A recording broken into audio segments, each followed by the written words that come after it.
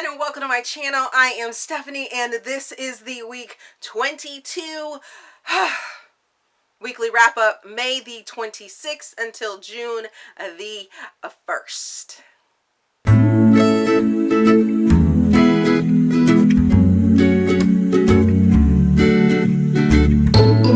Now, initially I had planned on adding a whole bunch of extra stuff to it, like my TBR for Smutathon, which starts tomorrow, by the way, and my Apolycon 20 and 20, but then I was like, hey, maybe somebody that's coming to get recommendations and my TBRs doesn't want to watch my wrap-up for the week. So you guys get a bonus video on this Sunday, and you get 2 videos today, and I don't know how I'm going to put them up, if this one will go up before the other one, but you'll get 2 videos today.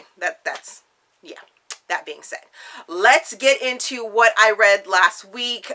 Being that I have been off for almost 2 weeks now, I shouldn't say off, out of work for the last 2 weeks, it's starting to wear on me and starting to show that I need that job or a job to actually get reading done, because I only got 5 books read last week, and 2 of them were read for June.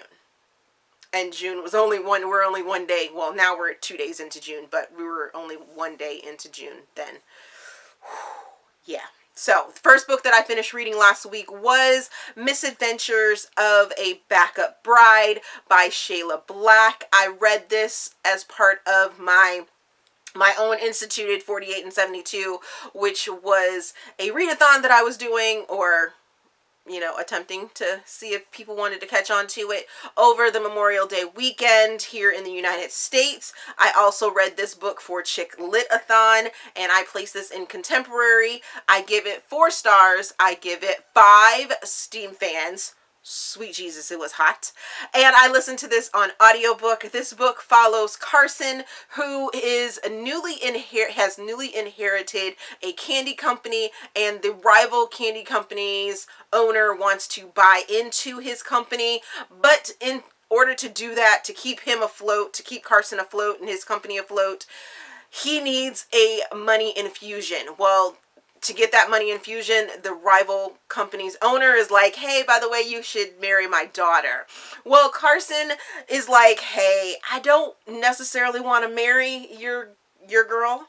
As a matter of fact, I met someone, and that's who I think I want to marry, or that's who I'm going to marry. It was love at first sight and everything like that. In walks Ella, who happens to be a aspiring actress. Carson flies her out to him, and they have to put on this sort of fake relationship. Well, lo and behold, there is a bit of a connection there that was not seen before. So it's a fun, sweet, super sexy story about sort of love at first sight, and having a chance meeting but didn't think that you were going to meet that person again in life, and I really enjoyed it. The next book that I finished was The Red Zone by Amie Knight. I read this also for the 48 and 72. I place this in contemporary. I give this 4.75 stars. I give it 2 Steam fans. I read it as an arc, and I really loved this story. This story follows Lucas and Scarlett. They knew each other when they were kids, and Lucas was the senior and the star quarterback for their high school. Scarlett was this freshman who was just smart. She's nerdy, and she's freaking awesome.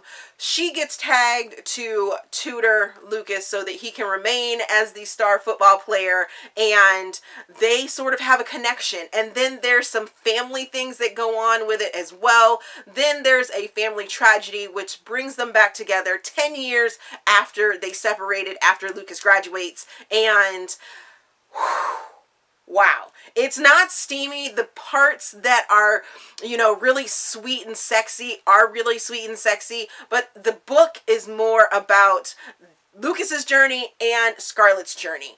And I wish I could have given it 5 complete stars, but there were some parts of Lucas's story that kind of annoyed me, just a little tiny bit of his character, and I was just like, why do we keep repeating that? Or why do we keep going back to that? But it wasn't enough for me to like not give it 5 stars on Goodreads. So yeah, if you look over on Goodreads, it says there's 5 stars because it was just on that like small little edge, because I loved the family part of it, the family aspect of it. I loved their individual journeys, them together, and just the extra thing that happens within the story I loved as well. It was just so just beautiful and sweet, and yeah, so many yeses.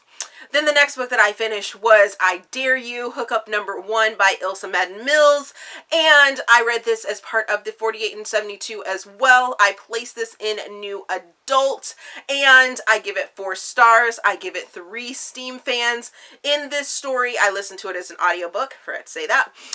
In this story, you have Maverick, who is like this football player that's amazing, and he has reasons for doing the things that he does, and he meets Delaney at a college party, and their thing is that the first person you kiss at this party supposedly is the person that's never going to get off of your mind, and Delaney likes to do a whole bunch of dares, but at the same time she's really nerdy, and it's just fun, and I loved the story. It has an emotional aspect to it as well, and I was here for it. I was here for it. There are a lot of nerdy like references. I mean, and the range for nerdy references ranges from Star Wars to Harry Potter, and it's all about dares, and it was just fun. It was so much fun. It was such a good read to like get in there and be my last book for the 48 and 72 challenge that I gave to myself.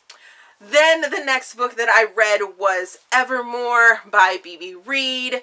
This is an erotic YA short story. I'll explain that in just a second. I give it 3 stars. I give it 4 Steam fans, and I listened to it on the podcast of Read Me Romance. Read Me Romance. And this happens to be the last book that they offered in season 2. Season 3 starts this week, like tomorrow, and I'm super excited about that. Congratulations, ladies.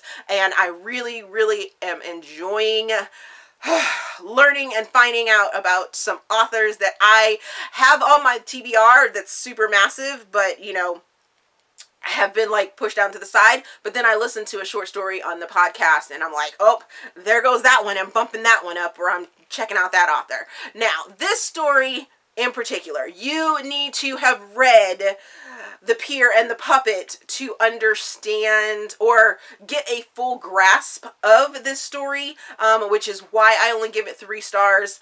The sex scene level was on par. I will say that. Episode 2, I think, is like super sexy. It was like, ooh, whew. In this story, you have Ever, who is the son of someone that's rich, and you have 4, who was like, I guess supposedly a bad girl, and the 2 of them are together, but then there's this other chick that is supposed to be pretending to be 4's girlfriend or fiance, or I guess you really need to read the other story first. It was just like a drop into a situation that was already there, which is why I gave it so many low stars.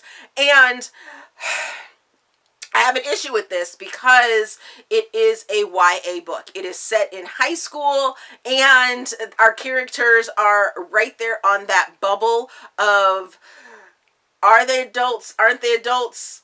By law, they're not adults because they're not 18, but they are above 17, so they're 17, 18 years old, and I'm like, ugh. This is the issue that I have with Reid's other books that I have tried to read. She was on my list of not gonna be touching any of her books anymore because, yeah, YA and dark romance for me doesn't mesh. And when I met her, she had no qualms about, you know, having underage kids doing adult things, and I kind of have an issue with that. I guess it's one of my hard stops, and yeah, so we're there on that one. But this one, it sounds like there could be a possibility that there's not going to be as many issues in Pier and the Puppet and The Moth and the Flame, which are the 2 books that Evermore falls in between. So I might check out those books. They were on sale last week, so I was like, let me go ahead and just, I might try it. So there's that. Then the final book that I read last week was Under the Northern Lights by S.C. Stevens, and I'm placing this in chick lit. I got this as an ARC from NetGalley, and I needed to get it done. I give this book 2 stars. I give it 2 Steam fans. As I said, I read it as an ARC. Sweet baby Jesus. Oh my goodness. There is so much God talk and religious talk in this book. It drove me up a wall. So we have Mallory, who is an Alaskan photographer. She takes a trip up to Alaska, like the outlands of Alaska where nobody is, to take pictures of bears and fishes and wildlife and things like that. But this time she goes out and she gets into a plane crash. But homegirl has no, like, I mean, for me, it came off like, oh, the only reason I'm alive is because God wanted me to. And then enter walks Michael, who is this guy that has decided to isolate himself up into the Alaskan wilderness for interesting reasons. I sort of get it, but at the same time, I'm like, I don't know. It wasn't very believable for me. And then their romance wasn't very believable. And there was a lot of just things that just didn't rub me right. And I was just like, no. And then to top on that, the whole God religion stuff that was just like, so much. Yes. So that was the last book that I read last week, and what I am currently reading is Reid by Dukey and Webster, which is the final book in the Elite 7 series. If you have watched my Insta stories, you know that I have all of them in paperback now, and I'm super excited about that. I am going to do a full only video for the Elite 7, so need not worry. I will be going back over that series as well. This book I'm trying to savor. I've had it for 4 or 5 days now, and I'm just kind of taking my time because I don't want it to end. I don't want it to end. This series is so dark. It's twisted. It's crazy. And it's all coming to an end. And I'm like, no, I don't want you to end. I don't want it to end. I am loving Micah. And I'm loving finding out about our mystery female, which I'm not going to give you because I think it'll spoil the sort of series for you if you know who the female is in this story, if you haven't read the series yet. So I won't be mentioning her name, but there is a female, and I'm like, ooh. I'm about 50% into it, and I'm savoring it. I am also still reading No Strings by Mila Hart, which releases here soon. This book is like seriously short. I don't know where it went.